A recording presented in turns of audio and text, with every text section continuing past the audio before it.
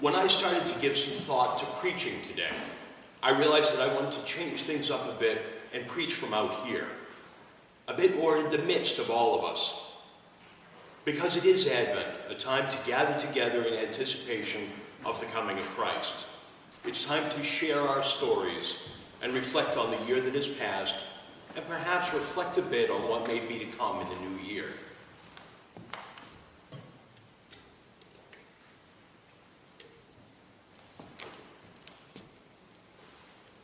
But never mind Advent. Christmas is coming. Have you noticed? The decorations are up on Main Street. The commercials are all going full bore to make sure we are all tense and revved up to make this year bigger and better than last year. And to do this, of course, by spending as much as we possibly can in anticipation of that brief stretch of glory that comes with the opening of the gifts on Christmas morning. Then that glory slowly dwindles as time for dinner approaches. Then it flares up again and dwindles away into an early Christmas nap as we all recover from the exhaustion, the emotional upheaval of all that has led to the brief moments of glory on December 25th. For the way a lot of the world seems to approach this overall, Advent is already done and we're going straight to Christmas. Heck, in some cases, by Thanksgiving, Advent was already done and we were diving straight into Christmas. Then we could take this all and put it away until next year. Is that really all there is to this? And of course, don't forget, we have the added drama of the annual emotional turmoil of the Christmas season, where the media seems to regularly suggest we can't even wish folks a Merry Christmas anymore without it being politically incorrect, therein persecuting Christians. Let me be honest with you about this issue for a minute. I've heard stories recently about the Anglican bishop whose diocesan area covers a percentage of the Middle East that includes places like Syria. He has churches in his diocese that he has lost all contact with no knowledge of the condition of the parish, the congregation, or the priest or the churches therein. This strikes me as persecution. There are no doubt areas of the world today where Christians are followed and reported on regarding their individual actions. This strikes me as persecution. If the individual bagging my groceries at Market Basket wishes me a happy holidays instead of Merry Christmas, this isn't persecution. This is someone making an effort to be polite and extend the wishes of the holiday. If I respond to that individual saying Merry Christmas, just maybe, I'm doing what we are all called to do and sharing a side of my faith in the midst of the season. I'm sharing the good news. This individual has attempted to be polite and extend a greeting to me, and I will extend the greeting back politely in a non-condemning fashion. As Romans told us in today's reading, may the God of steadfastness and encouragement grant you to live in harmony with one another. They have not persecuted me, therefore I will not respond by persecuting them. Put the Christ back in Christmas. Personally, I've become quite a bit more interested in putting the Christ back in being Christian. I think what is more important here is what we carry on the inside, not what we get at the mall. If Christ dwells within you, Christ will always be part of Christmas, regardless of what they may tell us on Fox News. In the grand scheme of things, if you think about it, it wasn't really too long ago that Christmas was once against the law here in America. When the Puritans came to this continent, they brought their objection to Christmas with them. There were many fiery and passionate sermons preached against Christmas right here in Boston on what was known as Brimstone Corner, which was coincidentally the corner of Park Street on Boston Common, right across the street from where the cathedral now sits. It was believed that Christmas was a creation of man, not of Christ, so it should not be considered a holy day. They weren't really too keen on all the revelry either that went along with the holiday. I often wonder what they would think of it today. Christmas was celebrated in America by Anglicans, but most Protestant groups forbade it. It was not until June 26th of 1870 that Christmas took its official place on the American holiday calendar. Since that time, the celebration of this holiday seems to be a long, slow descent into madness. Madness of overindulgence starting earlier each year, with some stores open on Thanksgiving this season to allow even more of a jump start on Christmas.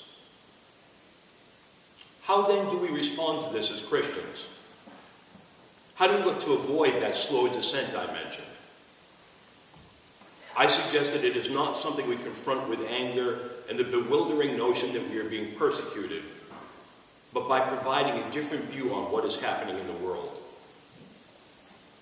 The return of Christ, the renewal of Christ that comes with this season is not made stronger by the loud arguments present in protests talking about the need to keep Christ in Christmas. What we do is to show Christ present in our lives, to demonstrate that Christ is still present in being Christian.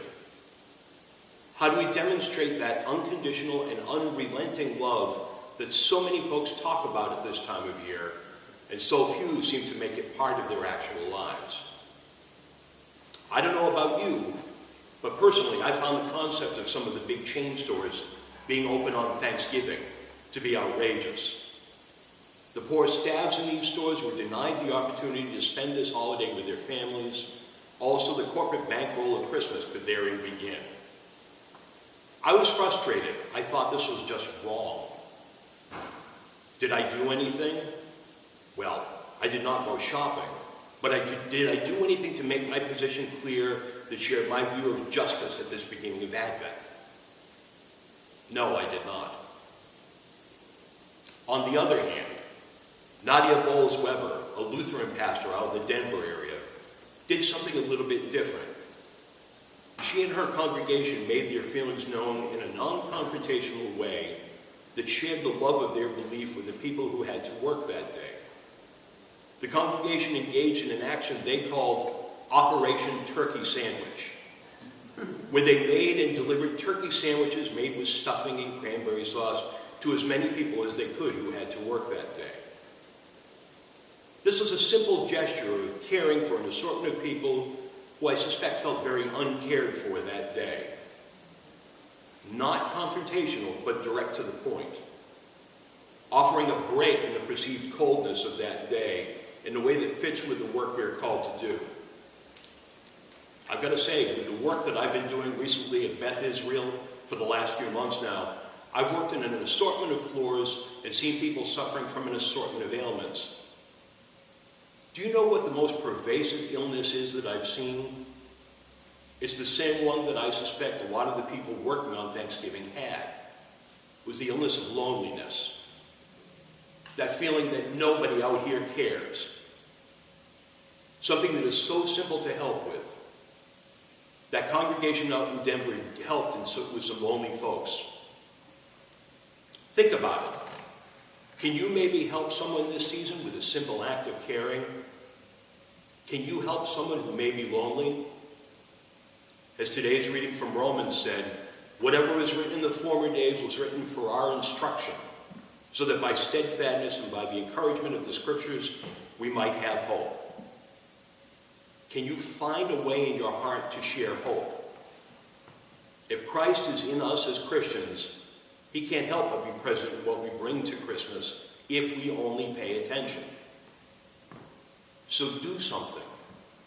Don't wait for someone else to do it. It's what we are all called to do.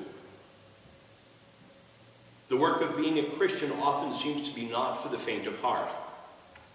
As we heard in Matthew today, it's the voice of one crying out in the wilderness, "Prepare the way of the Lord, make his path straight." This is a daunting task and a lot of work.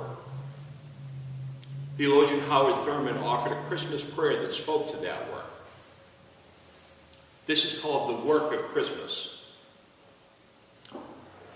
When the song of angels is stilled, when the star in the sky is gone, when the kings and princes are home, when the shepherds are back with their flock, that's when the work of Christmas begins. To find the lost, to heal the broken, to feed the hungry, to release the prisoner, to rebuild the nations, to bring peace among brothers, to make music in the heart. With all of my heart, I wish you and yours a happy Christmas. Amen. Amen.